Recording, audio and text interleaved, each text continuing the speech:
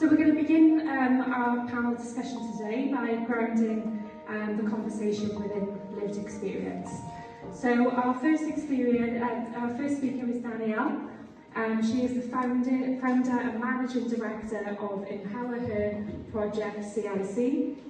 Danielle developed a trauma-informed, psychologically informed women's centre in Cardiff, created from lived experience for women who've experienced adversity. The EmpowHER Project is rooted in empowerment, healing and collective strength, offering structured programmes, holistic therapies, peer mentoring and community support. Alongside this, Danielle is the team lead for Cardiff and the Vale, supporting people affected by mental health challenges or substance use into training, volunteering, employment through peer-led approaches. Her work powerfully bridges lived experience, leadership and system change. So without further ado, Danielle, thank you. We're very grateful to have you here today, and over to you.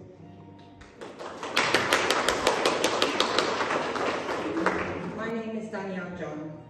As Rebecca, I'm the executive function. As Rebecca just said, I'm the team lead of Cover Cymru in Cardiff and the Vale, and also the founding and managing director of the EmpowHER Project.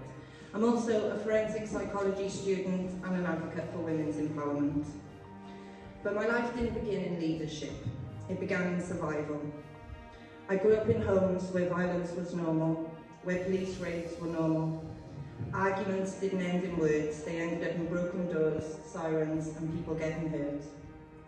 Before I was 10 years old, I'd lived in multiple houses across South Wales, moving city to city, never stable and never safe.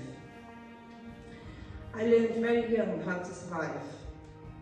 What I didn't learn all those years was how to feel safe. By 14, I was kicked out of school, labelled as having behavioural issues. What nobody recognised then was that I was an undiagnosed neurodivergent child, ADHD, autistic, carrying layers of trauma and masking it so well that no one asked the right questions. I didn't know how to express fear or grief, so it came out as anger. And anger is just pain with nowhere to go.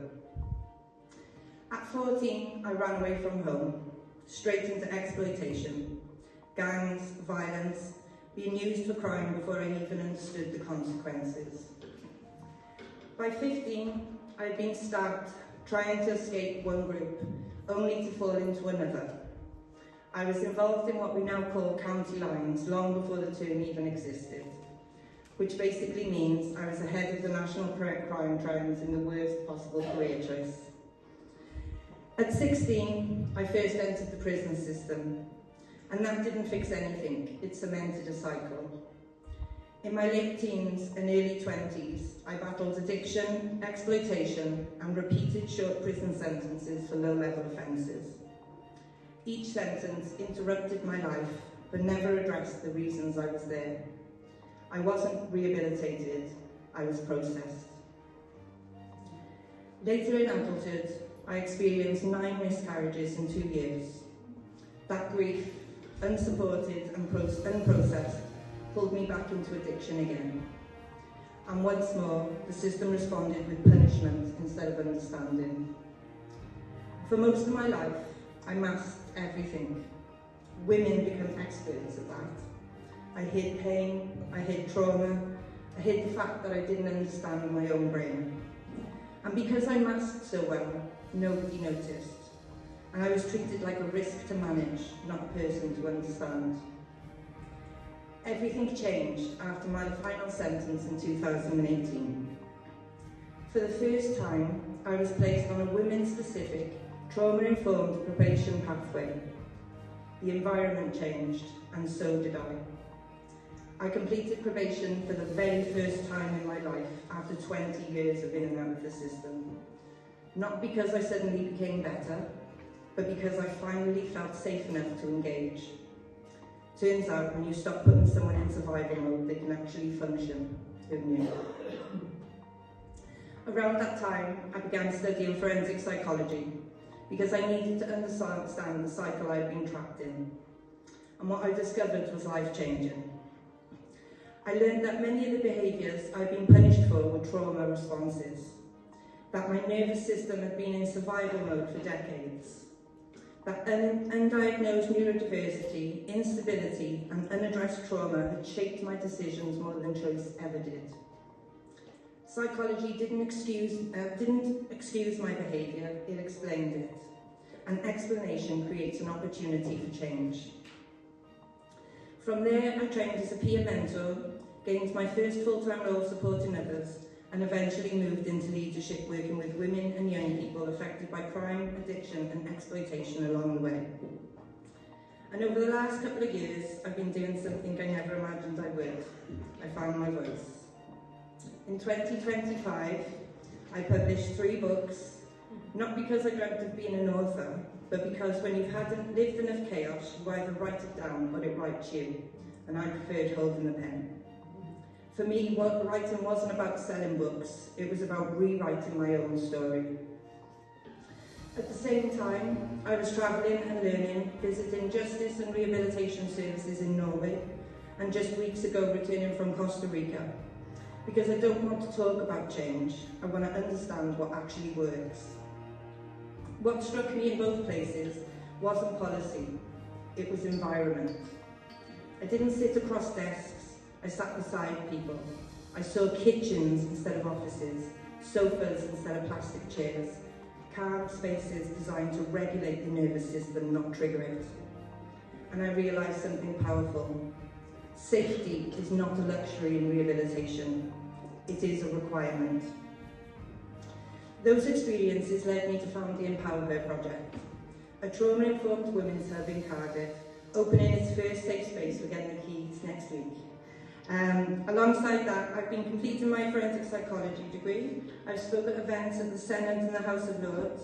I got to scrutinise the Criminal Justice Board 4-year plans going forward, and contributed to the Women's Justice Blueprint in support of Wales opening the first women's residential centre in Swansea, which, by the way, is still not open and still hugely needed.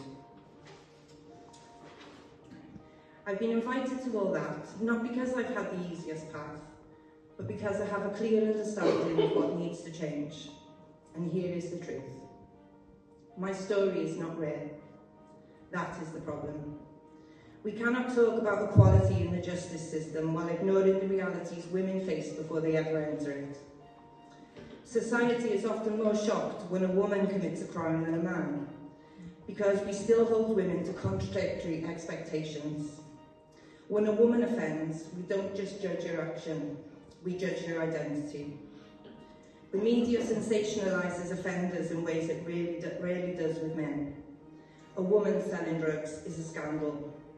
A man doing the same is a statistic. Never say that word. But here are the parts we don't talk about enough. Over half of the women in prison report being victims of domestic abuse. More than half experienced emotional, physical or sexual abuse as children. A disproportionate number have spent time in care, despite care experienced people making up only 1% of the population. That is not coincidence. That is systemic failure. Short sentences do not stabilise women. They destabilise housing, they fracture families, and they interrupt recovery, and they increase the likelihood of returning. We are not breaking cycles, we are reinforcing them. Our justice system was largely designed around male behaviour patterns, risk models, rehabilitation frameworks, and sentencing structures, and then women were expected to fit inside them. But women's pathways into justice often involve trauma, abuse, mental health struggles, caregiving responsibilities, and undiagnosed neurodiversity. Equality is not treating everybody the same. Equality is recognising different needs and responding appropriately. Because when we ignore context, we don't create justice, we create repetition. We are not short of talent in this country, but what we are short of is second chances. When you extend a hand to one woman, you are not changing just her life. You are changing the outcomes of her children, her family, and the women that come after her. This is not a justice issue, it is a societal issue, and every one of us has a role to play. Because we do not rehabilitate women by re-traumatising them. We do not create equality by asking women to survive systems that were never designed with them in mind. We already know what doesn't work. We have seen what does work. The evidence exists, the models exist. So the question is no longer can we change, but are we finally willing to? So what change am I asking for? First, we need investment in trauma-informed community spaces for women, spaces that stabilise lives before they collapse into crisis. That's exactly why I founded the EmpowHER Project in Cardiff, a hub designed around safety, regulation, peer support and practical pathways out of survival mode. But one hub cannot change a system alone, but it can prove a different system is possible. Over the next 2 years, my goal is simple: to prove that when women are given the right environment, support and opportunity, the cycle of justice involvement can be broken. And if we prove that model works, my hope is that Wales becomes a country that leads the way, not in building more prison spaces for women, but in building more places for them to rebuild their lives. Because the truth is, the solutions already exist. The real answer now is, are we brave enough to invest in them? Thank you.